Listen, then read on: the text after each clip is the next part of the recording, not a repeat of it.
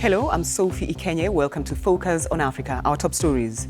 Relatives of the 20 people who died in a crash at a church service in Tanzania describe their pain as they identify the bodies for burial. Let's follow laws and regulations in everything. Religious gatherings should increase our faith by being sympathetic to others. Security is tight in Malawi as judges prepare to give their verdict on last May's controversial election. Opposition parties want it annulled. As Sudan's interim leader, General Abdel Fattah al-Burhan, is invited to visit the United States, a senior UN official gives his assessment of the country. The first thing I would like to say is the world has every reason to look to Sudan right now with fascination. Also in the program, it's believed to cure sickness, but it's dangerous with no medical benefit. We report from Turkana in Kenya, where removing teeth from small children is still common. Many end up seriously ill in hospital. A big percentage of the babies who undergo traditional tooth extraction end up here with severe infections. And in sports, Nigeria's Odion Ighalo arrives in Manchester following his loan deal to the Red Devils.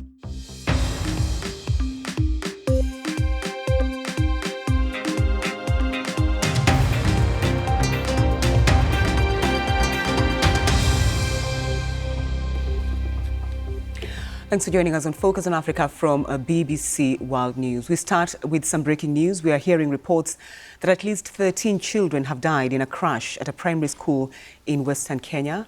The children were heading home from Kakamega Primary when it's thought a staircase collapsed. The school's Facebook page says 40 more were injured. Well, the BBC has spoken to a local journalist at the scene who says a nearby hospital had to be shut because of parents trying to force their way in.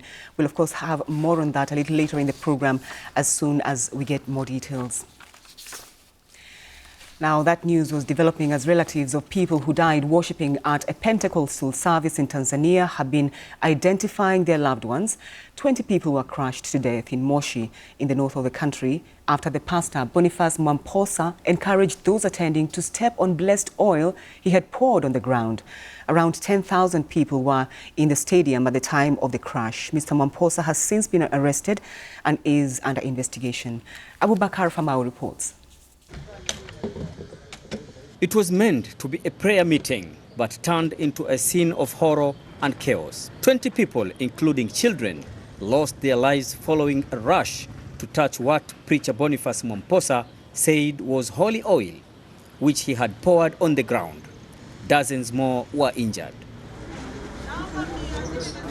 Today, people began arriving at Mawenzi Hospital in Moshi to formally identify the bodies of their relatives before a post-mortem is carried out. Parents who lost their children had been describing their loss. I lost my son in this incident. His name is Mesha Kombe. He went to the gospel meeting with his grandfather. After getting the news, I went and informed my wife. Then we prepared to come here. Most of the victims are from 3 regions, Kilimanjaro, Manyara and Arusha. The authorities from Kilimanjaro region have organized special prayers for the deceased. I would like to say that let this be a lesson to all of us. We should put good mechanism in place in everything that we do. Let's follow laws and regulations in everything. Religious gatherings should increase our faith by being sympathetic to others. President Magufuli has expressed his sadness at the death, and Tanzania's police chief says an investigation into the incident is underway. In Tanzania, gospel preachers who claim they can cure diseases and perform miracles can attract huge audiences. However, in most cases, as here in Moshi, security and safety measures are hardly followed. Abubakar Famau, BBC, Moshi. Well, in Malawi, judges in the country's constitutional court are still reading out their judgment on last year's election. Opposition parties want the result annulled. President Peter Mutharika won by a narrow margin of just under 160,000 votes. The runner-up, Lazarus Chakwera, says he was robbed of victory. The final verdict is expected this evening. Well, joining me now from Nairobi is the BBC's Sami Awami, who's been following developments for us. Sami, what have the judges said so far? Well, there has been a lot that has been said so far, but I think it's fair to say that in the last hour or so, the respondent side, it wasn't very good to the respondent side. For instance, the judges have ruled that the use of correction fluid by the Malawi election committee was not cannot be justified in any means. But also the judges have judged that the Electoral Commission did not provide certain materials which were very important for the elections. They also say that there are evidence that some voters voted more than once, which defeats the whole purpose of one man, one vote. So there are all these kinds of arguments and judgments that the judges have made so far, which don't look too good to the respondent side. It's taken almost all day for the judges to read their verdicts. It's also been quite a tense run up to this judgment day. What have Malawians been saying? Yeah, it has taken, like you say, almost a whole day. The whole judgment is about 500 pages. And this is the case that has been running since last year. It has absolutely gripped the nation and evoked a lot of tense reactions within the country. There has been a lot of demonstrations from both sides, and in certain cases, violence happened in these demonstrations. And particularly today on this judgment, almost the whole country has been following very closely. People have stayed at home, following through radio stations and television stations, through Twitter, social media, and internet. They've all been following very closely. And now there's this stance that what will happen after the ruling has been made. You have the respondent side who are likely to rejoice if the ruling will be on their favor, and maybe the opposition will likely not be happy with that, or if it's on the opposition side, then they'll probably be happy with that. So there's a lot of tensions within the country, and everyone is waiting to see what will happen. But both sides, the government side and the opposition sides, have urged their supporters to remain calm and maintain peace in the country. All right, Sami Awami for us there. Thank you. Now, traditional tooth extraction is common practice among the Maasai and Turkana communities in Kenya. A child's canine teeth are often thought to cause diarrhea, so they are removed, although there's no medical reason at all for this practice. Now, the teeth are taken out using crude instruments in unhygienic conditions, and health workers say the children, many no more than babies, are at risk of serious infection. A warning: some of you may find this report by Masi Juma distressing. They call her the village doctor, though she has no medical training, and she has operated under this tree for 3 decades. Just a few minutes ago, word reached her that a client is on the way. She starts preparing her tools. Traditional tooth extraction for children is deeply entrenched in the Turkana culture.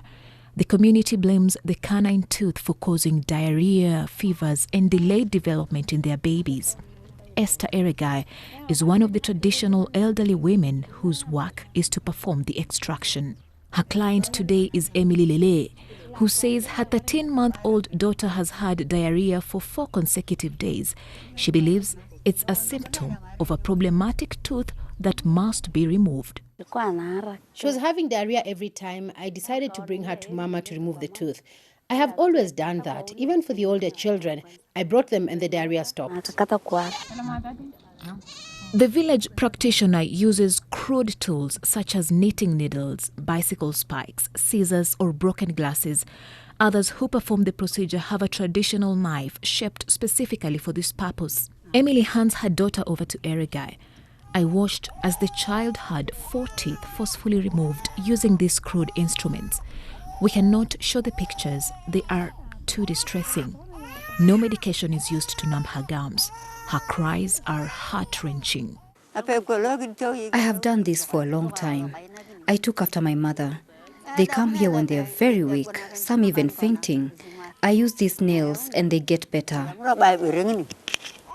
Besides the instruments being crude, they are not sterilized before they are used, and many times the same tools are used for all the patients. I am at the Turkana County and Referral Hospital in Lodwar, the only referral facility in this region.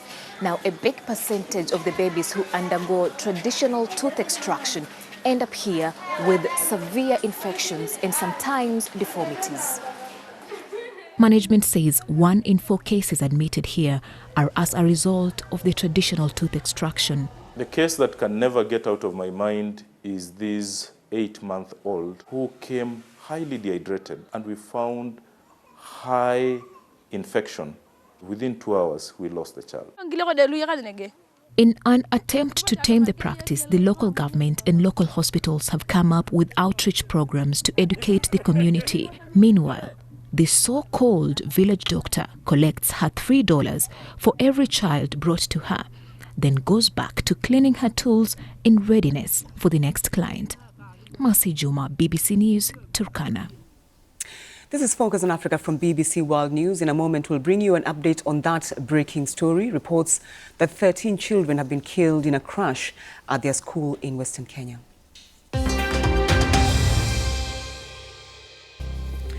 I'm Sophie Ikenye and you're watching Focus on Africa from BBC World News. A reminder of our breaking news in the last hour. We are hearing reports that at least 13 children have died in a crash at a primary school in Western Kenya. The children were headed home from Kakamega Primary School when it's thought a staircase collapsed. The school's Facebook page says around 40 more were seriously injured. The BBC has spoken to a local journalist at the scene who says a nearby hospital had to be shut because of parents trying to force their way in. Kenya's Red Cross has tweeted that it was responding to the incident. That breaking news that at least 13 children have died in a crash at a primary school in Western Kenya. Now, the interim leader of Sudan's governing council, General Abdel Fattah al-Burhan, has been invited to Washington for what they say is to discuss ways of improving bilateral ties. It will be the first visit by a Sudanese leader in 3 decades. The announcement comes after a recent visit by the head of the United Nations Development Programme, Achim Steiner, to assess the situation in Sudan. He gave the BBC's Mohammed Osman his views on several issues, including the continued violence in the Darfur region. The first thing I would like to say is the world has every reason to look to Sudan right now with fascination. I don't think there is any other country that at this very moment has a group of leaders, youth and women leaders, who actually successfully managed to pull off a revolution, a peaceful revolution in large part, and then reach a compromise agreement on a transitional government with the former military institutions, and are now part of trying to help Sudan move into a different era. That is a remarkable moment and very rare in our world of today, because the youth of Sudan are in fact invested in building a state, a nation, as opposed to simply fighting their governments or fighting the notion of a state. At the same time, it is a moment of extreme economic fragility and also political fragility still. And I think one of the reasons why I travel to Sudan now is that in the United Nations, from our Secretary General to my colleagues in the humanitarian community, there is extraordinary need here for support. But there is also, and this was the message really to me as head of the United Nations Development Programme, an urgency to move into a developmental pathway, because the future of Sudan is really its ability to invest in its development rather than simply staying in crisis mode. You visited Darfur, so how do you assess the security situation there? It has improved significantly from the days when the UNAMID mission was in fact established there, and notwithstanding some recent moments where violence also erupted in certain areas, I think we are all conscious of the fact that Darfur is part of a larger effort to try and find a way to peace. But as one of the representatives from civil society told me today, no war is not yet equal peace.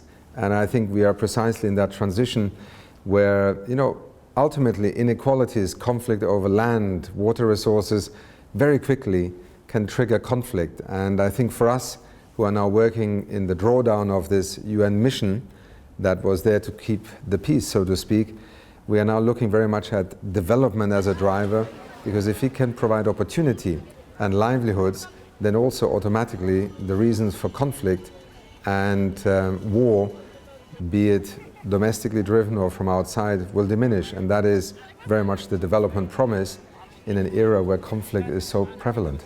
During your visit, you met with the officials from the government, including the Prime Minister.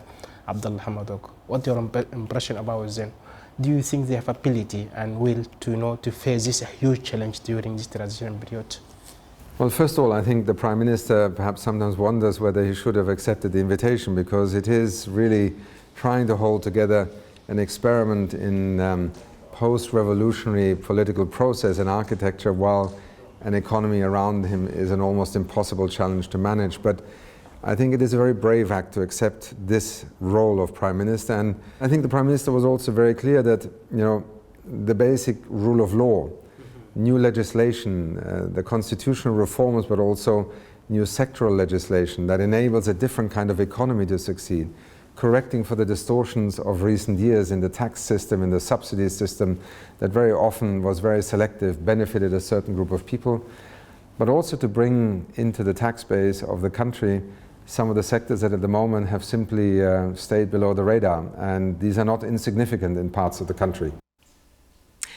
You're watching BBC Focus on Africa. We have just got some breaking news from Malawi, because in the past few minutes, the judges in the country's constitutional court has ordered a fresh election in 150 days. It's one verdict that the country had been waiting for since the controversial election last year. The opposition parties wanted the result annulled. Peter Mutharika, the president, won by a narrow margin with about 160,000 votes. The runner-up, who is Lazarus Chakwera, says he was robbed of victory. The final verdict that was expected this evening has just happened. So joining me now from Nairobi is Sami Awami, who's been following developments for us. Sami, some breaking news there. Expected or unexpected? I could say it's very unexpected, because this is quite of its kind. I mean, in the continent, this is only the second time something like this has happened. But of course, as the ruling was going on, because this has been, as the judgment was going on, because this has been quite a long judgment, you could see it was going to swing on either sides. But again, like you said, the court has decided that the elections were null and void. I know we spoke earlier about what would happen depending on the decision that's going to be made. What should we expect to see happen now? Most likely demonstrations in streets for people rejoicing and being happy with these results. But of course, other parts, probably there could be other demonstrations about people not being happy about this. But again, I think now it's about moving forward, preparations for the elections, really. But again, in one of the judgment that the judges made during their reading, they talked about some of the amendments in the election law that the parliament should consider. For instance, the issue of plurality and majority. So all these things, I think, are some of the things that we should expect in the coming few days. All right, Sami Awami for us with that breaking news. Malawi court ordering a rerun of the presidential election within 150 days. You're watching BBC Focus on Africa. It's time now for some sport. Peter? Many thanks, Sophia. Nigeria's Odion Ighalo has arrived in the UK and is being given time to settle in by his new boss, Ole Gunnar Solskjaer. It follows his shock loan move to Manchester United from China's Shanghai Shenhua on transfer deadline day. Ighalo has described it as a dream come true and a great opportunity. Ighalo, who's 30, is no stranger to the Premier League. He scored 39 goals in 99 matches for Watford between 2014 and 2017. Solskjaer says the Super Eagle gives United an option of a different type of centre-forward. Now, the Confederation of African Football's Executive Committee has voted not to renew the mandate of FIFA's Secretary General Fatma Samora, who had been working as General Delegate for Africa for the past 6 months. Samora was given the role from 1st of August 2019 by football's world governing body, following a reported request by CAF. Samora's mandate actually came to an end on the 1st of February, and at its Executive Committee meeting in Rabat, Morocco on Sunday, CAF's members agreed not to renew it. The CAF Exco also agreed to analyze a proposal from FIFA President that the Africa Cup of Nations be held every 4 years rather than 2. Now, former Nigerian international Emmanuel Amuneke says he faces a big task after taking over at struggling Egyptian Premier League side El Makassa on a deal until the end of the season. The 49-year-old was confirmed as Ahmed Hossam Mido's successor on Saturday to become El Macasa's fourth manager in 3 years. It is also a return to the North African nation where the former Barcelona and Sporting CP winger first achieved professional success outside of his native country. Amunike was coach of Tanzania at the last Africa Cup of Nations. Now, have you ever heard of Rollerball? To be honest, neither have I. That is until a few weeks ago. It's a sport that's growing in popularity in Kenya, where the female national team has just been crowned the world champions. The BBC's Christian Njeri has more from Nairobi.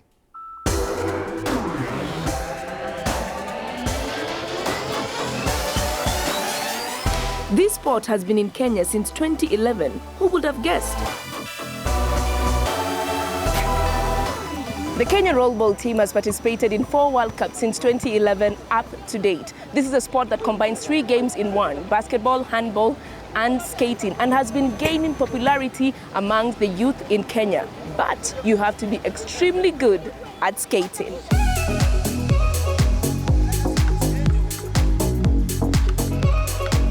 The rules of the game, they are easy. We have 5 players, 1 goalkeeper. So basically you have to dribble and pass the ball. The moment you skate without dribbling the ball, 3 seconds, that's a walk.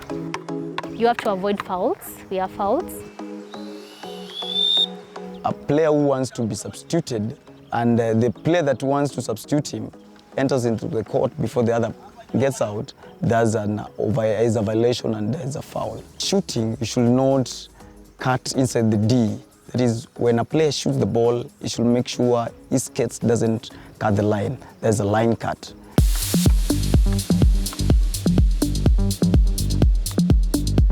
I started skating in 2016 January, and by December I was in the national team. I don't know how, but I was really focused. So why are we just hearing the noise now? This sport wasn't closely associated with the Kenyan sports scene until recently, when the women's team became the world champions in India, scoring their winning goal during the last minutes of the game. My greatest achievement so far is definitely winning the World Cup. I think that final whistle just meant everything. Yeah?